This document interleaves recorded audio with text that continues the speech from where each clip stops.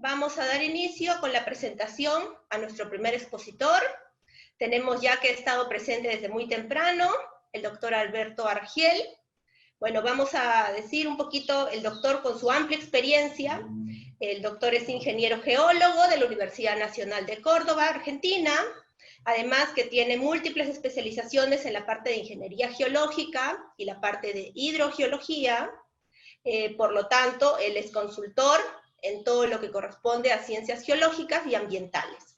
Y él está representando el día de hoy como gerente de desarrollo de negocios internacionales, plantas industriales de biogás de alto nivel, de alto rendimiento. Él es invitado de Alemania y nos va a disertar la exposición que tiene como título Conceptos de enterramiento cero y aprovechamiento sustentable de la totalidad de residuos sólidos urbanos y de los pasivos ambientales existentes. Bueno, después de haberlo presentado, entonces, doctor, ahí ya lo visualizamos al doctor Argiel, entonces le doy pase para escuchar su exposición, doctor. Buenos días. Buenos días a todos. Entonces, quería destacar el tema que voy a exponer. A ver. Tengo algunos slides preparados. Ahora, ¿puede verse la primera imagen?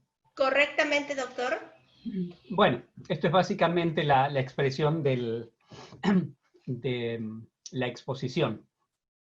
Digamos, actualmente sería necesario, actualmente no sería necesario el enterramiento de residuos.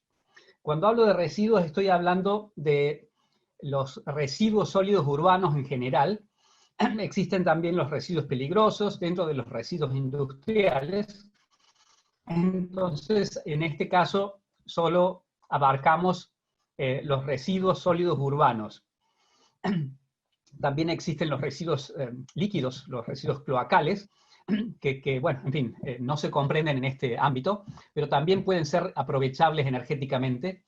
Bueno, entonces, en los tiempos actuales resulta irracional no aprovechar el material de los diferentes tipos de residuos sólidos urbanos. Es posible aprovecharlos, ya sea por su valor intrínseco, o sea, por la materia con el cual están comprendidos, o bien transformándolos en energía. Su valor intrínseco quiere decir que si están compuestos por plástico, el plástico puede ser reutilizado, para ello tendría que estar limpio, en fin, hay diferentes procesos industriales para ello. Lo que es orgánico se puede transformar en energía, y aún lo que no es orgánico, pero sí es combustible, puede ser transformado en energía mediante una combustión a alta temperatura que genera vapor de agua seco, y ese vapor de agua se expande dentro de una turbina, la turbina mueve un generador y obtenemos energía eléctrica y calor. Bueno, pudiendo obtener realmente mucha energía de los residuos, esto impide que generemos en un futuro pasivos ambientales. Pasivos ambientales son, a ver, por así decirlo, los basurales o los vertederos que comprometen el futuro. Y además, estos tienen un costo muy alto porque hay que resguardarlos, hay que vigilarlos, controlarlos, evitar el riesgo del incendio. En fin, hay varios detalles que tiene su costo. Además, los basurales representan un riesgo permanente para el ambiente y toda la sociedad. Aquí quiero destacar algo que fue creado en Europa, digamos, en castellano podríamos hablar de economía circular o economía cíclica sustentable en el tiempo. Digamos, en la economía clásica, un fabricante de algún producto fabrica su producto, lo vende a un mayorista, el mayorista al minorista, el minorista al cliente, al consumidor final. Y el consumidor final lo consume y al final queda un residuo. Pero muchos fabricantes se preguntaron si, por ejemplo, un yogur, ¿sí?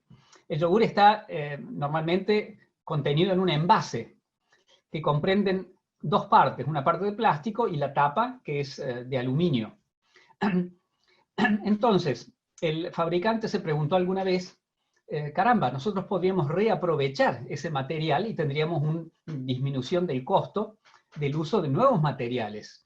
En este caso, muchos plásticos, digamos, casi todos los plásticos se generan a partir de hidrocarburos del petróleo.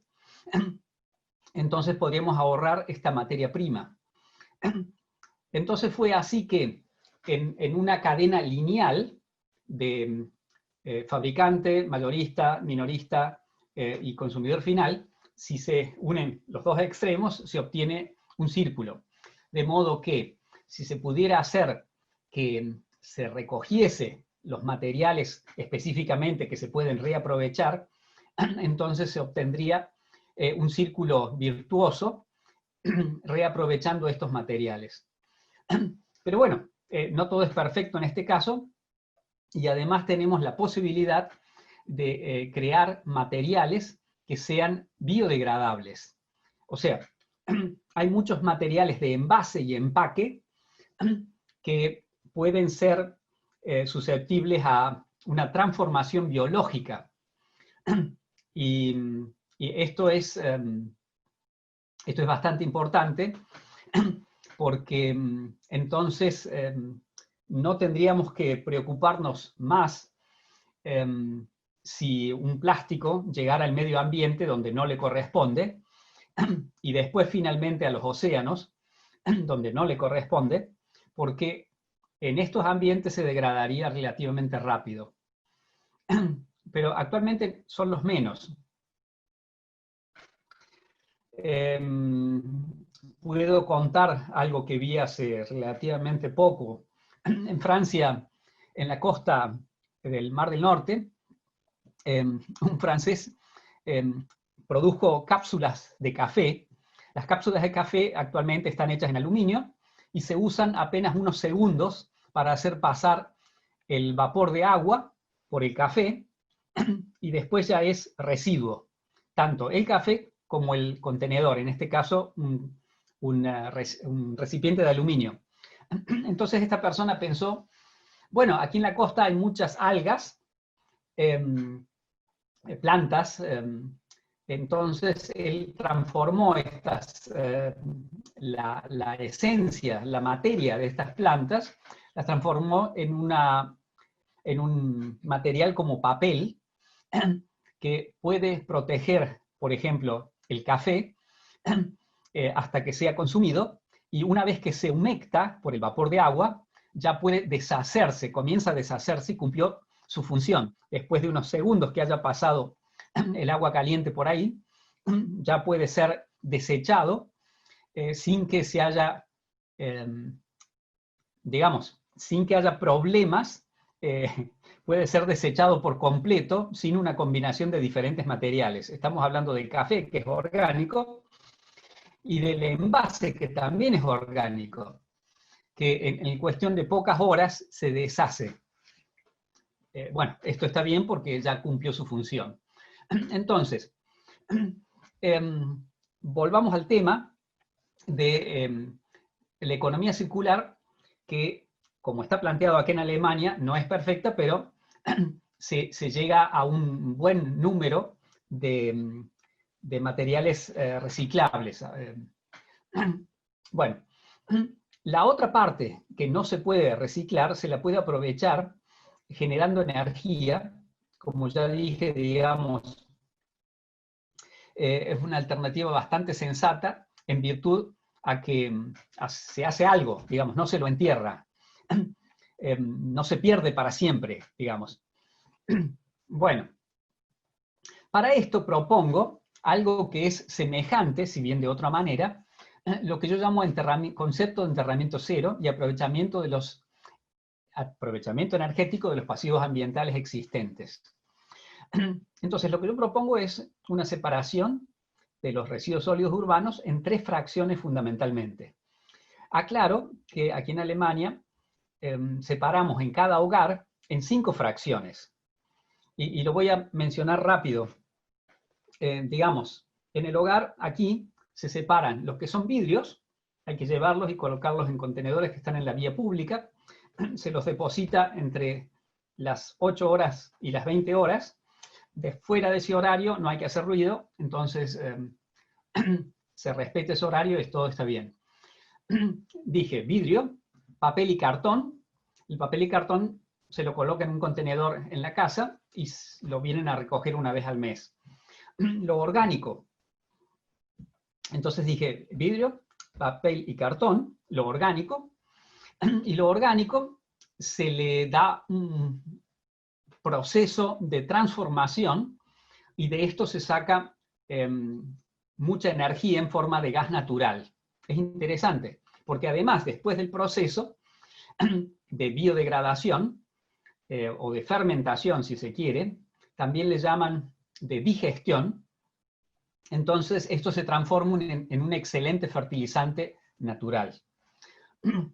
Bueno, entonces dije, aquí en Alemania se separa en el hogar en 5 fracciones. Yo mencioné vidrio, papel y cartón orgánico. Después queda todo lo que es material de envase y empaque, ya sea plásticos, metal, bueno, en fin. Y después la 5ª fracción es todo lo que es lo que no cabe dentro de las categorías anteriores. Pero no estoy hablando de lo que son, por ejemplo, pilas o baterías, acumuladores de energía, o lámparas o trastos. Trastos son cosas grandes. Si yo compro un sofá nuevo, ¿qué hago con el viejo? Bueno, esto no entra dentro de las categorías, sino que se descarta, se desecha de otra manera. Bueno, entonces lo que yo propongo es más sencillo, que se separe en el hogar en 3 fracciones, nada más. En lo que es lo orgánico, que es reaprovechable. Normalmente en casi todas las ciudades del mundo, en casi todas las sociedades del mundo, se produce en peso, más o menos el 50% del valor del peso de la basura es orgánico. Más o menos, ¿no? Dependiendo de varias variables.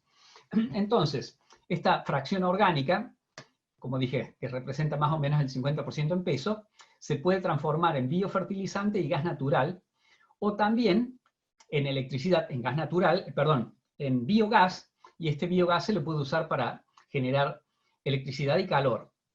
O, si tengo la necesidad de producir frío, con el calor puedo producir frío. Mediante una planta industrial de biogás, como la tecnología del cual yo represento, pero no quiero hacer publicidad en este momento. Entonces, dije que en el hogar se puede separar en 3 fracciones. La fracción orgánica, la segunda fracción sería la fracción de lo reciclable. Todos los materiales que hoy resultan reciclables en cada una de las sociedades, las ciudades donde ustedes viven, tendrán que saber de que hoy ya existe la posibilidad de reciclar, de reaprovechar muchos materiales. Y después, en tercer lugar, para la separación en el hogar, el resto de los residuos que no sean orgánicos y que no sean reciclables, que no resulten hoy en día reciclables. Y con esto se lo puede quemar en una planta de tecnología actual, tecnología que hace control de la temperatura de combustión. Digamos, para esto tiene que funcionar a alta temperatura, digamos unos 700, 800 grados. Ahí no se deben generar ni dioxinas ni furanos, porque son gases nocivos.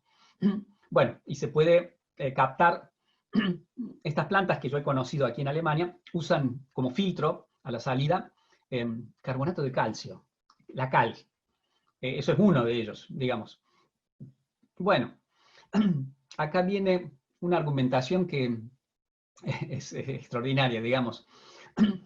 Puedo transformar haciéndolo racionalmente, un problema, el de los residuos, en un recurso sustentable. O sea, en vez de tener cargado para el resto de la historia el problema para las próximas generaciones de crear un vertedero, yo puedo utilizar el material para aprovecharlo y nunca más tener vertederos que no sean, no resultarán necesarios. Entonces, tratando la fracción orgánica de los residuos sólidos urbanos, en una planta industrial de biogás de alto rendimiento se pueden obtener entre 60 y 180 metros cúbicos de gas natural por tonelada de residuo orgánico. Si el 50% de los residuos sólidos urbanos en peso es materia orgánica, acá doy el ejemplo de la ciudad de Córdoba en Argentina, que produce unas 900 toneladas de residuos orgánicos por día. O sea, en total son alrededor de 1.800 toneladas de residuos por día. Entonces dije, en orgánico hay más o menos alrededor de 900 toneladas. De ahí se puede obtener en un cálculo poco optimista. Yo tomé un valor más bien bajo. Si aquí estoy diciendo que entre 60 y 180 metros cúbicos de gas natural por tonelada puedo obtener, y tomo nada más que 80,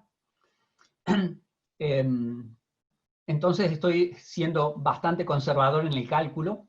Lo hago de esta manera para no ser optimista y no despertar expectativas equívocas. Entonces, esto lo multiplico. Veamos.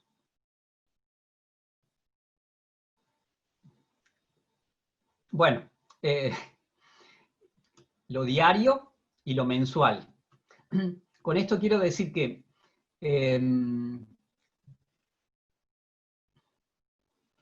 por cada tonelada multiplicada por los metros cúbicos que produce, entonces esto es lo que obtengo en gas natural por día. Y esto lo que obtendría en gas natural por mes. 2 millones de metros cúbicos de gas natural por mes. O sea, bastante gas natural de los residuos que no irían a parar al vertedero. Estoy acá tomando, si se considera un consumo promedio por hogar de 100 metros cúbicos por mes, esto es un promedio, es un valor que cada uno sabrá en su ciudad cuánto se consume anualmente. Hay que destacar que en invierno hay más consumo por el frío.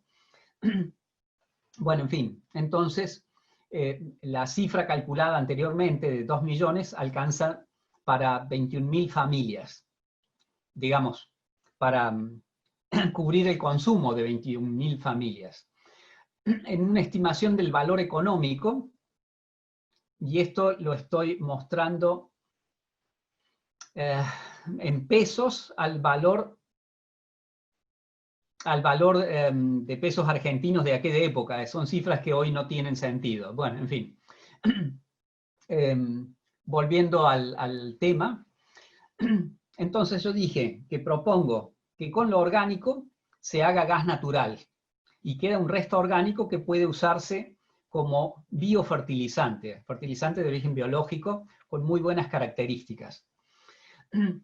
Después dije que también lo que resulta reciclable se debería reciclar porque tiene sentido.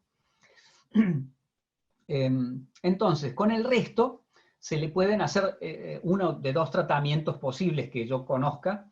Uno es una oxidación, o sea, una combustión a alta temperatura para generar electricidad a través de una turbina y un generador eléctrico. Y la segunda sería un tratamiento térmico sin oxidación a alta temperatura, alrededor de 900 a 1000 grados. Esto produce una disociación molecular directa, pero al no tener contacto con el oxígeno hay una craquelación de los materiales en sus componentes básicos. En fin, con esto destaco de que es posible hacer otras cosas que no sean enterrar la basura. Entonces, como dije, en la oxidación, en este caso combustión, obtengo los gases de efecto invernadero, el CO2. En el tratamiento sin oxidación, la disociación molecular es un método poco empleado hasta el momento, tiene un alto consumo de energía, pero a su vez produce gases combustibles y además produce negro de humo que tiene un valor comercial. En fin, lo expongo porque es posible hacerlo como alternativa al enterramiento. Entonces dije, por su aprovechamiento, para su aprovechamiento, los residuos deben ser separados en el hogar en 3 fracciones, por lo menos en 3 fracciones. Dije que en Alemania se lo hace en 5 fracciones, y yo propongo que sea más sencillo, que sea en 3 fracciones. Lo orgánico, lo reciclable y el resto. Como se puede esperar de que una separación en el hogar, o sea, en el lugar de origen, no funcione los primeros años como se debería funcionar, porque esto implica un aprendizaje, un aprendizaje, un cambio de costumbres, un entrenamiento, y la gente debe saber qué va dónde, debe identificar qué es orgánico, qué no lo es, qué es reciclable, y esto implica de una buena porción de talento para aprender qué es cada cosa. Entonces, como esto no va a suceder al principio, digamos, el primer año, los primeros años, hay que hacer campañas que lo muestren, pero además hay que tener una planta para la clasificación manual para que esto mejore el resultado. Entonces, para el éxito de la separación es necesaria una campaña ininterrumpida por un decenio 10 años. Ininterrumpida en este caso significa cada 4 o 5 meses repetirla de diferentes maneras para que la gente no se olvide de que debe hacerlo y que tiene ventajas por hacerlo. Con el desarrollo del tiempo, el número de materiales que resulten reutilizables aumentará año a año. Esto lo digo en forma general porque se puede adecuar, adaptar en cada país el reaprovechamiento de determinados materiales. Como dije, aquí no está incluido todo lo que son los materiales orgánicos biodegradables. Existen desarrollos en lo que son materiales compuestos por ácido poliláctico. Hay otros compuestos laminares que usan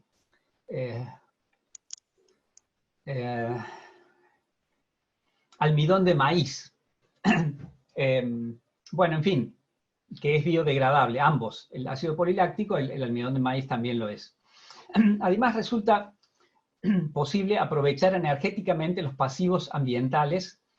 Digamos, los basurales que hoy existen, es posible abrirlos y aprovechar los materiales que lo componen. Esto existe, esto no es absurdo, esto se puede aprovechar. Y paulatinamente puedo ir eliminando eso para siempre, de modo que descomprometo el futuro de las próximas generaciones. Entonces, en el futuro se deberá permitir solo el enterramiento de materiales que sean absolutamente inocuos al ambiente. Inocuos significa que no reaccionan, que no intervienen de ninguna manera con la naturaleza. Y podemos estar seguros de que si son inocuos... Doctor Argiel, disculpe, ¿le queda un par de minutitos para poder darle inicio a unas preguntas? Bien, ok, entonces me apuro para ver si puedo llegar hasta el fin. Entonces, dije que siendo inocuos, no hace falta que sean enterrados. Así se solucionaría definitivamente el problema de los residuos en todas las sociedades, en todo el mundo, digamos. La pregunta es, para que piensen, ¿queremos pasar la historia como la generación que lo permitió o que impidió esto? Entonces, el primer paso para crear la conciencia en la población sobre el costo, que significa mantener el ambiente en orden, sería discriminar dentro de los costos municipales, de la contribución municipal, los servicios de enterramiento. En este caso yo estoy proponiendo algo que generaría energía. Esa energía tiene un costo que se complementa y eso haría que eso permitiría un ahorro en los costos municipales. Entonces, bueno, en fin, doy por terminada la charla y doy lugar a preguntas a quien quiera realizarla. Muchas gracias, doctor. Muy interesante su exposición, sobre todo las iniciativas que nos ha dado a cada uno de los oyentes el día de hoy para el planteamiento de nuevos proyectos, para trabajar en conjunto con nuestras autoridades, tal cual usted lo ha enfatizado. Esto es importante, tenemos acá de múltiples regiones de nuestro país, como también de Latinoamérica, de lo cual podemos presentar proyectos, iniciativas innovadoras de repente a nuestras autoridades de las municipalidades, de nuestras regiones. Entonces, esto toma un énfasis tomando en cuenta todo lo que usted nos ha planteado el día de hoy. Bueno, tenemos algunas preguntitas. De repente, sabemos de que en los procesos que usted nos ha hablado específicamente del uso de materia orgánica y de algunos otros compuestos que tal vez no forman parte de los reciclables, va también a haber un proceso de producción de algunos gases que pueden ser tóxicos, pueden ser un poco dañinos para la salud. ¿Cómo se ha planteado esta solución? Bien, ya lo mencioné. La biodegradación no produce gases nocivos, sí produce CO2. Gases de efecto invernadero. Pero en todo caso,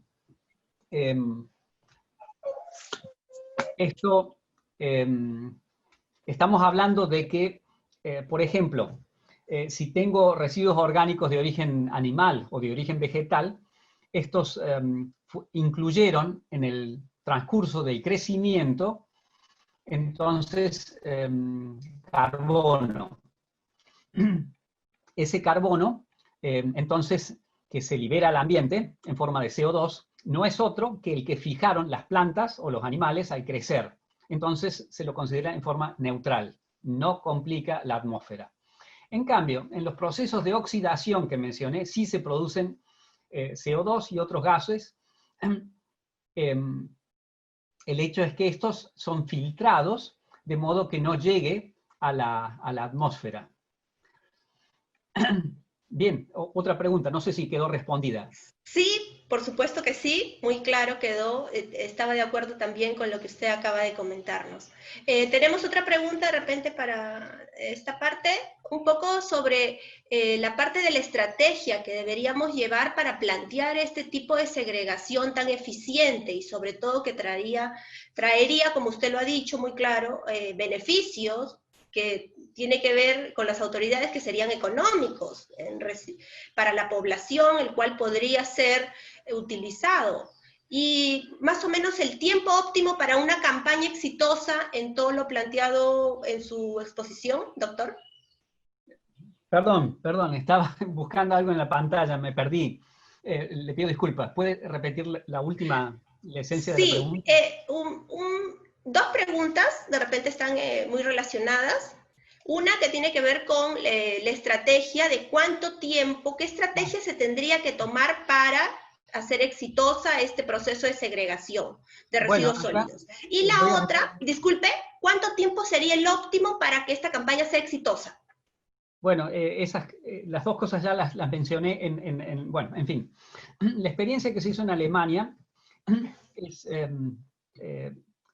digamos, después de 10 años acá había un error de un 5% en peso de los residuos mal clasificados.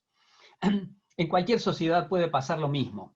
Digamos que hay que tomar para medir el éxito ciclos de 4 años, de 5 años, entonces recién medir.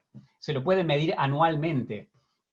Ahora hay que contar con que para llegar a un porcentaje muy alto de la población, bueno, 10 años. 10 años sería una buena cantidad de tiempo para asumirlo por entero.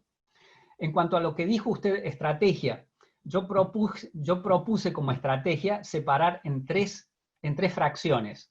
Como dije, acá en Alemania se lo hace en más fracciones. Y no estoy hablando de lo que son residuos industriales, tampoco residuos peligrosos, en fin.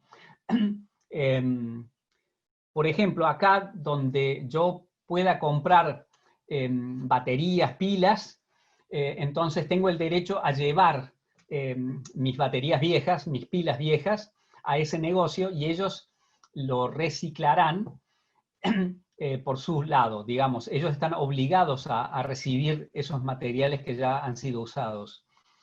Lo mismo si quiero hacer un cambio de aceite o cambiar los neumáticos del automóvil, se lo hace en forma ordenada y si no, si yo quisiera hacerlo en mi casa, entonces donde compre el aceite, donde compre el neumático, tengo el derecho a regresar la misma cantidad del neumático usado o del aceite usado, por ejemplo.